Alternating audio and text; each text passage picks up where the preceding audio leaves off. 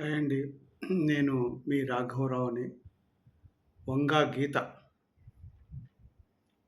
చాలా సంస్కారవంతంగా మాట్లాడుతుంది.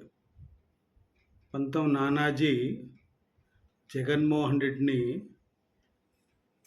సంస్కారవంతమైన కాపులెవరో మాట్లాడరు, సంస్కారహీనంగా మాట్లాడాడు నానాజీ అని చెప్పి మాట్లాడుతుంది.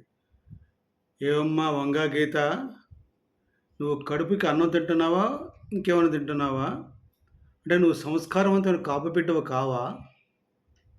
అంటే సంస్కారవంతమైన ద్వారంపూడి చంద్రశేఖర్ రెడ్డిని పక్కన పెట్టుకుని ఆ యదవ నిన్ను కోసర కన్నబాబుని ఒకే జీప్ మీద టాప్ లైన్ జీపులో ఎక్కి మీరు ఆ యదవ చంద్రబాబు నాయుడు గారిని, పవన్ కళ్యాణ్ గారిని లా కొడక అని తిడితే పక్కనే ఉన్నావుగా.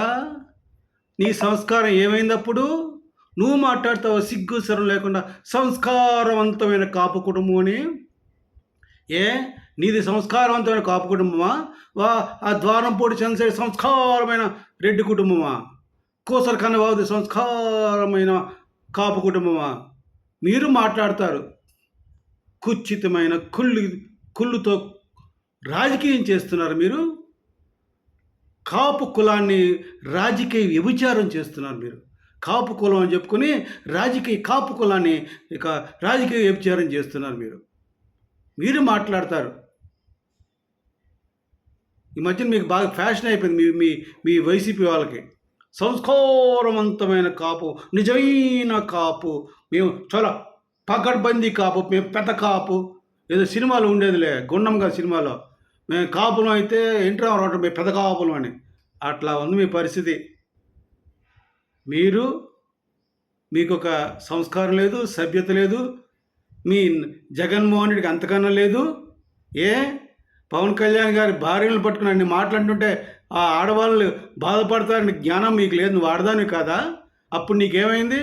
కార్లు మార్చేటు పెళ్ళాలు, భార్య కూడా కదా పెళ్ళాలు మారుస్తాడు అన్నప్పుడు మీరంతా ఏమైపోయారు? దగ్గుల్బాజ్ యాదవల్లారా మీరు మాట్లాడతారు. సంస్కారం అట.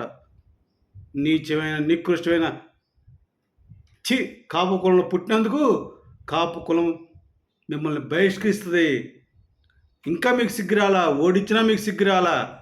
ఉండండి, త్వరలోనే కాపు జాతి ఎస్సీ ఎస్టీలతో కలిసి బీసీలతో కలిసి ఎలా సమాధానం చెప్తారో రానున్న 3 సంవత్సరాల తర్వాత మీ పరిస్థితి ఏమిటో, రాబోయే పంచాయతీ ఎన్నికల్లో మీ పరిస్థితి ఏమిటో, రాబోయే మున్సిపల్ ఎన్నికల్లో మీ పరిస్థితి ఏంటో, రాబోయే మున్సిపల్ కార్పొరేషన్ మీ పరిస్థితి ఏంటో మొత్తం తేటతలం చేసి మీ యొక్క సంస్కారమైన కాపులు మీరు అని రుజువు చేసుకుందరు. కానీ అర్థం పర్థం లేకుండా ఒక వ్యక్తిని అనే ముందు మనమేంటి, మనం ఏం చేశాం? దుర్మార్గుడు ద్వారంపూడి చంద్రశేఖర్ అంత దారుణంగా కొడక అని తిడితే పక్కనే ఉండి సిగ్గు శరం లేకుండా వాడి పక్కనే ఉండి నువ్వు ఆ కోసర కన్నబాబులు మీకు కూడి పెట్టింది చిరంజీవి గారు కాదా? మీ ఇద్దరికిను ఆ చిరంజీవి గారు తల్లినంటే మిమ్మల్ని అన్నట్టు ఫీల్ అవరా? చిరంజీవి గారు కాపు కాదా?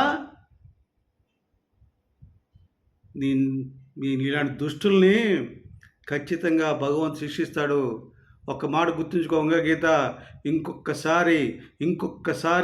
ఇంకొక్కసారి సంస్కారవంతమైన కాపు అన్నావంటే నీ సంస్కారం మొత్తం బజారున పడుతుందని తెలుసుకో. జై జనసేన, జై హింద్.